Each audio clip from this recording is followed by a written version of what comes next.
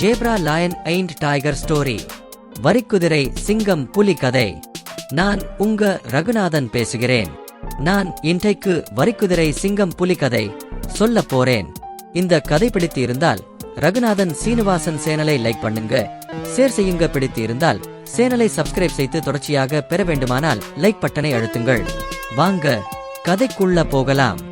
ஒரு மிகப்பெரிய காட்டுல ஒரு சிங்க ராஜா ஆட்சி செஞ்சுகிட்டு வந்துச்சு. அந்த சிங்கத்துக்கு கடவுள் நம்பிக்கை அதிகம். அதனால கடவுள் பெயரை சொல்லி அந்த சிங்கத்தை ஏமாத்த ஆரம்பிச்சுச்சுங்க மத்த மிருகங்க.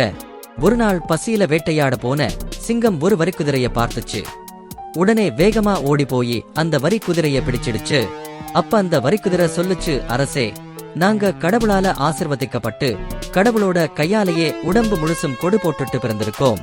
எங்களை வேட்டையாட எங்களுக்கு இருக்கிற மாதிரியே உடம்புல வரி இருக்கிற மிருகங்களுக்கு தான் அனுமதின்னு சொல்லுச்சு. இத கேட்ட சிங்கமும் அந்த வரிக்குதிரையை விட்டுடுச்சு. இத கேள்விப்பட்ட எல்லா வரிக்குதிரைகளுக்கும் சிங்கத்து மேல இருந்த பயமே போயிட்டுச்சு. சிங்கத்து முன்னாடியே ஓடுறது, சிங்கம் தூங்கும்போது நடனமாடி தொந்தரவு செய்யறதுன்னு சேட்டை செய்ய ஆரம்பிச்சுங்க. அடடா, இந்த வரிக்குதிரைகளை வேட்டையாட வேணாம்னு முடிவு செஞ்சது ரொம்ப தொந்தரவா போச்சேன்னு யோசிச்ச சிங்கத்துக்கு ஒரு யோசனை வந்துச்சு.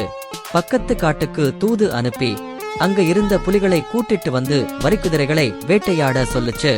அப்படி வந்த புலி ஒரு வரிக்குதிரைய பிடிச்சதும் திரும்பவும் எங்களை கொள்ள எங்கள மாதிரியே வரி இருக்கிற மிருகங்கள் தான் வரணும்னு சொல்லுச்சு. அப்பத்தான் புலி சொல்லுச்சு, கொஞ்சம் என்னோட உடம்ப பாரு. உங்களை வேட்டையாட கடவுளே எங்களை படைச்சு அவரோட கையால எங்களுக்கும் கோடு போட்டு அனுப்பியிருக்காருன்னு சொல்லுச்சு. அப்பத்தான் அந்த வரி குதிரைகளுக்கு உண்மையான ஆபத்து புரிஞ்சது. சிங்க ராஜா கிட்ட போய் சொல்லாம இருந்தா கூட காட்டுக்கு வேறு பக்கம் போய் தப்பிச்சு இருக்கலாம்.